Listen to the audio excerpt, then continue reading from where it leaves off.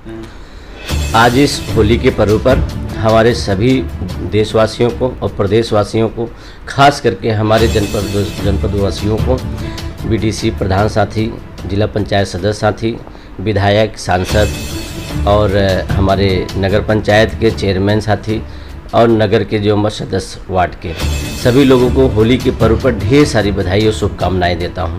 Sir, आप MLC पद के प्रत्याशी बनाए गए हैं, किस मुद्दों को लेकर आप चुनाव लड़ रहे हैं सर? देखिए, ये मुद्दा बहुत बड़ा है। जब से कि ये विधान परिषद जनपद जौनपुर में हुआ है, देश की आज़ादी से लेकर अभी तक मेरे ख्याल से जितने भी एमएलसी आए यहाँ पे, कभी भी किसी बीडीसी साथी का नहीं सुख दुख सुना उन्होंने, न किसी जो प्रधान साथी का सुना, न तो जिला पंचायत सदस्य साथी को सुना। जबकि 74वें संशोधन का जो है पारित हो गया, नगर पंचायतें आज़ाद हो गई, परंतु आज भी जो है नगर पंचायतें अपने आप को आज़ाद महसूस नहीं कर रही हैं। 73वें संशोधन हमारे प्रधान साथियों के लिए जो लागू किया गया था, आज भी 73वें संशोधन आज भी लागू नहीं, जिसके उस पर कोई बात नहीं हो रही। पंचायत की बहुतायी संख्या वोट लेकर कोई अगर एमएलसी बन जाता है तो उस प्रधान साथी का, उस बीडीसी साथी का कभी कोई जो खबर नहीं पूछने आता। आज भी देख लीजिए कि जो अभी के आपके एमएलसी थे, और एक भी, मैं 21 ब्लॉकों में टहला और किसी ब्लॉक में इस एमएलसी साहब का न तो रोड दिखा, न तो कहीं से भी इंटरलॉकिंग दिखी, न तो कहीं नले दिखी, और न तो वो दिखे, न तो कहीं किसी प्रधान या बीडीसी साथी के सुख दुख में दिखे, और न तो वो सदन में दिखे। सदन में किस टेबल नंबर पे बैठते हैं वो टेबल नंबर नहीं दिखा तो प्रश्न लगाने का कोई सवाल ही नहीं है। कौन सा प्रश्न लगाएंगे? वो ऐसे एमएलसी होते हैं कि जो जौनपुर में ही रहकर अपने घर में ही बंद पड़े रहते हैं।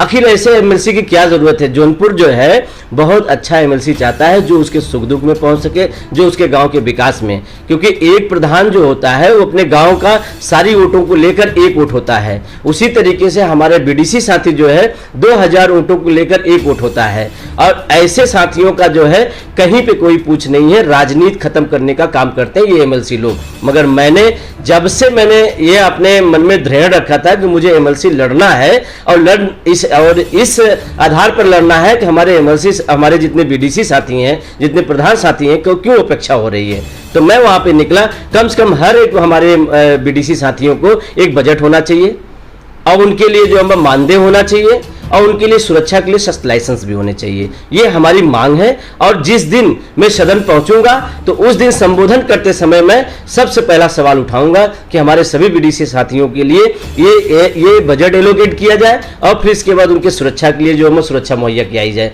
और साथ में हमारे प्रधान साथियों का 73वें संशोधन का लेकर मामला है, जिसमें 28 कार्य ऐसे हैं जिसमें हमारे प्रधान साथियों को अगर वो फ्रीडम कर दिया जाए, वो स्वतंत्र कर दिया जाए, तो निश्चित रूप से उसके गांव का विकास जो सशक्तिकरण में जाएगा और सुंदर होगा। देखिए, उसमें जो नल संबंधित है, चाहे वो शिक्षा संबंधित हो, चाहे भूमि संबंधित हो, चाहे तालाब के जल के संरक्षण के संबंधित हो, नल नालियों के संबंधित हो, या रोड और चक्रोड के संबंधित हो। आज भी जो है अगर देखा जाए 73वां संशोधन मेरे ग्राम पंचायत में लागू हो जाए तो प्रथम दृष्टया लॉ एंड ऑर्डर और प्रथम दृष्टया कानून, हमारा प्रधान जो है सशक्त और मजबूत गाँव बनाने के लिए उसी गाँव के अंदर बैठ के अगर पंचायत कर देगा तो सबसे मजबूत और सशक्त जो कानून बन जाएगा वहीं पे। और आप जान लीजिए, कभी न किसी से झगड़ा है, न किसी से कोई मार है, और गांव का विकास जो है सशक्त आगे बढ़ता चला जाएगा। सर, ये जो बीडीसी होते हैं गांव में, उनको सर देखा जाता है सिर्फ उनको वो एक वोट देकर उनका पूरा कार्यकाल खत्म हो जाता है, लेकिन क्या ऐसा कुछ आप एमएलसी बनने के बाद बीडीसी के लिए कुछ स्पेशल करेंगे जिससे उनका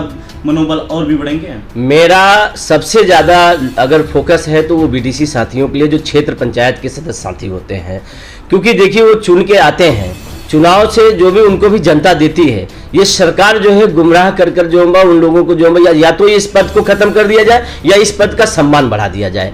हमारा बस यही रहेगा। और सदन में सबसे पहले पहुंचने के बाद कहूंगा कि क्षेत्र पंचायत साथी को एक गांव से लेकर दूसरे गांव में भी संघर्ष करना पड़ता है। कुछ वार्ड अगर दूसरे गांव में आ जाता है तो संघर्ष बहुत बड़ा हो जाता है, पर उनके हाथ में लगता क्या है? गांव के विकास के लिए कुछ नहीं। इसलिए मेरी मांग है कि हर एक बीडीसी साथी को साल का बजट 5 लाख दिया जाए और 5 साल में 25 लाख का बजट दिया जाए। ये मांग किया जाएगा और सदन में पहुंचते ही बात को उठाया जाएगा। और आज तक किसी एमएलसी ने नहीं उठाया। और इसलिए नहीं उठाया क्योंकि उनको पता नहीं है। मैं आपसे कह रहा हूं, आप पत्रकार बंधु हैं, जरा सा जो प्रेजेंट टाइम के एमएलसी साहब हैं, जरा उनसे पूछ लेना 73वें संशोधन क्या होते हैं, पंचायती राज एक्ट क्या होते हैं, 95G के तहत जो जब किसी को सस्पेंडेड किए जाते हैं प्रधानों को, वो उसका जरा फार्मूला बता दे कि किस तरीके से आज वो आए हैं। मैं आपको चैलेंज करके कह रहा हूं कि जितने एमएलसी लड़ने आए होंगे और पंचायती को 1% नहीं जानते होंगे, अगर जानते तो प्रश्न लगाते, बहस करते और हमारे प्रधान और बीडीसी साथियों का सम्मान बढ़ जाता। जी सर, बहुत बहुत धन्यवाद।